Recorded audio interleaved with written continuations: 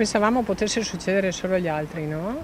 È quando ti rendi conto che sta succedendo a te che ti sembra di guardare, di vedere come un film della tua vita, no? E dici, ma come? È stato devastante quello che abbiamo visto quando ha fatto luce, diciamo che alle 6:30 di mattina tutta la gente era fuori dalle case, sbigottita, mutolita a vedere quello che era successo. E di lì a poco abbiamo fatto colazione, siamo partiti poi con le motoseghe per aprire le strade e avanti.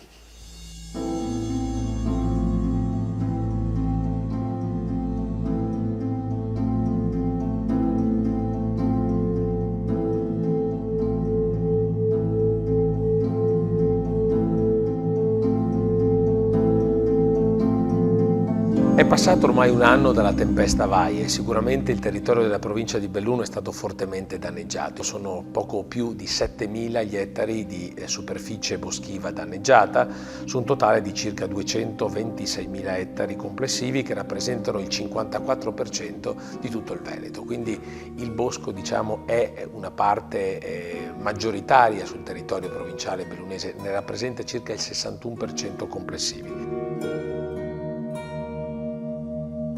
E ora inizia anche una fase successiva molto importante, cioè quella di cosa faremo adesso del futuro del bosco e del nostro territorio. Quindi ci sono diverse teorie, quella di una ripiantumazione anche diversificando i generi di piante o anche lasciare a pascolo, a prato.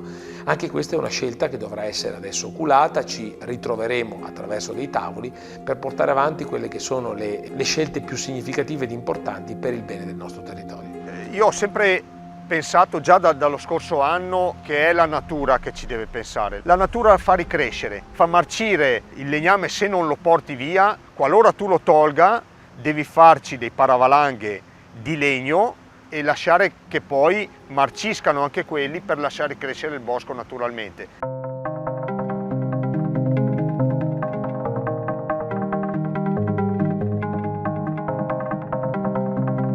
Non è che manchi la volontà di togliere gli alberi, il problema è che c'è un pericolo togliendo gli alberi, siccome sono pendii molto ripidi, che se qualora durante l'inverno venissero delle nevicate di una certa importanza, avremo un rischio di slavine molto marcato. Per cui prima di togliere questi alberi bisogna fare dei paraslavine o dei parasassi. Perché si parla di zone rosse? Perché il terreno ha una pendenza tale che se non ci fossero queste piante a terra verrebbe giù una slavina, valanghe durante l'inverno. Allora in queste zone gli alberi al momento non si possono toccare perché fanno da barriera comunque quando ci sono grosse nevicate. Anche se sono a terra? Anche se sono a terra, perché comunque sono messe in modo molto disordinato e creano comunque una barriera che evita il distacco, no, della valanga. Zona rossa è sinonimo di zona valanghiva. Esatto. 15-20 anni per vedere di nuovo la normalità nel bosco ci vogliono tutti. Ma i paravalanghe si potranno costruire di qui a 2 mesi oppure è un lavoro che... No, questo è un lavoro che partirà in primavera e sarà per tutta l'estate del prossimo anno.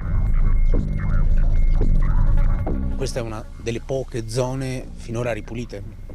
Sì, è iniziato a primavera la ripulitura di questa zona, anche perché il terreno è più pianeggiante che in altri posti, quindi con i macchinari e le attrezzature varie è stato più facile accedere e fare la ripulitura.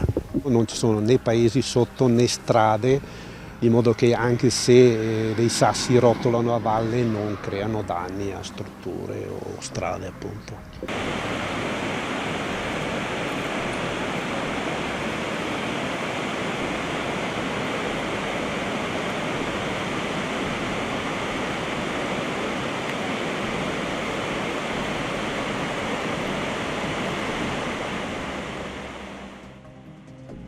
Il livello del fiume alla fine del bianco sono 10 metri e quindi qua su saranno almeno 16-18 insomma, e quindi il fiume è uscito da qui a 18 metri insomma. La nostra casa è lì, è quella gialla, adiacente, proprio attaccata alla casa, c'erano gli uffici, gli ex uffici della mia famiglia, insomma, e è implosa proprio su se stessa. Invece la casa adiacente, che è rimasta su anche nell'alluvione del 4 novembre del 66, con le stesse identiche modalità, era stata costruita da mio papà in maniera molto solida. Pensavano che fossimo sfollati perché pensavano che fosse successo chissà cosa, ma dentro alla casa assolutamente non avevamo niente, e noi avevamo 2 gatti che non potevamo lasciare lì, cioè poverini, da soli, insomma. Quando siete rientrati? Il 29 maggio. 29 maggio. 7 mesi esatti da 7 quando mesi ci hanno esatti. fatti uscire. Sì, abbiamo sollecitato un bel po' perché volevamo proprio tornare a casa.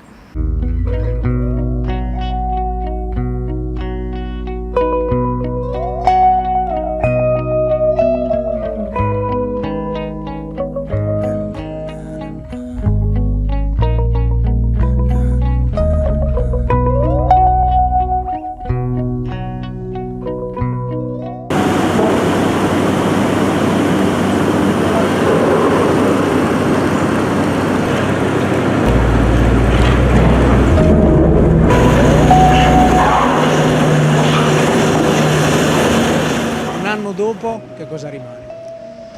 Un anno dopo diciamo che rimane ancora nella testa un po' ancora le immagini, i rumori di quella notte, con l'avvicinarsi dell'anniversario ritornano in mente quello che abbiamo passato.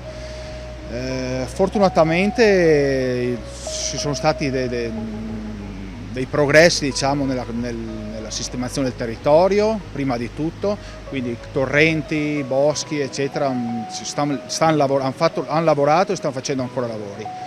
Per quanto mi riguarda mi sono messo abbastanza in piedi adesso, nonostante i grossi danni che ho avuto, ho lavorato duramente e siamo riusciti a riaprire per la stagione invernale l'anno scorso. Diciamo che, come si dice qua, ci siamo dati le mani attorno e abbiamo lavorato.